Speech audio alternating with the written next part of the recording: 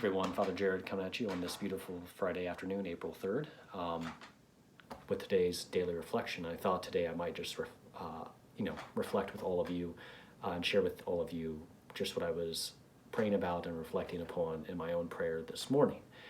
And that really is the role that fear has come to play in my life, but also the fear that it's just taking on in our entire society. Everyone is scared of the coronavirus, scared of what it's doing to us. And, I experience that myself. Like, what happens if I get the virus?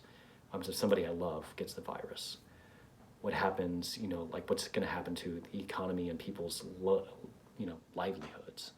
And, on a more personal level with all of you, also just the fear that now that public masses have been suspended in Ohio until, May 3rd, what is going to happen?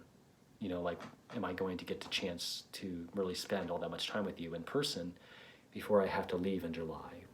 What's going to happen to each and every one of us? And, what's going to happen with that for me? And that just brings a lot of sadness to my heart to think about that. But, as I was reflecting on that, I came back to the gospel that, Pope Francis used last week in his Urbi et Orbi blessing in the Vatican last week, the gospel where the disciples and Jesus are crossing the Sea of Galilee in the boat, and a storm comes up, and it seems like the boat's in danger of sinking, and Jesus is just sitting there in the back, just chilling, out cold, asleep. And they get so terrified that they're being abandoned, that he doesn't care that they're perishing.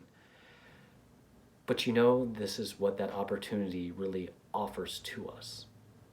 It offers us perhaps an opportunity within our own hearts to rouse the Lord that has perhaps been asleep, that we have allowed to be asleep in our own hearts, that he's kind of taken a back seat to our lives. But now that we're scared, perhaps fear can motivate us to turn to him and to ask him how we can do things differently now. To ask him how perhaps we can relate with him on a closer level, and to ask him if he can comfort us and console us during this time of great tribulation, this time of fear. And I think that's what this entire experience can hopefully obtain for each and every one of us. Because fear can be a good thing. Fear can motivate us to do some wonderful things. It can motivate us to do some not so good things either. Fear, as I spend too much time looking at coronavirus news and get all scared about it. But, in reality, fear can do some good things. And so let our fear not drive us to the point of wanting to isolate from others, not wanting to not have contact with anybody else, but instead allow the fear that you may be feeling at this time to be an opportunity to become more vulnerable with those around you, to say, yeah, I'm scared of this too.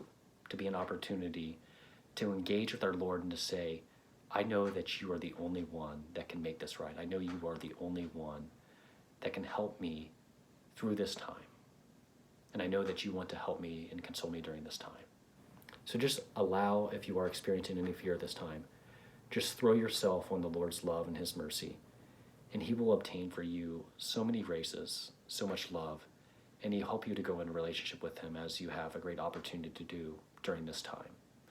And so that's kind of my thoughts for the day. I hope that each and every one of you are doing well. You're staying healthy, doing all the things you should do, like washing your hands and doing proper social distancing. But know of my deep love for each and every one of you. Know that I am praying for each and every one of you. I remember you at the altar each day during my Mass, my rosary, and my praying of the Liturgy of the Hours. And I hope that you can pray for me as well during this time.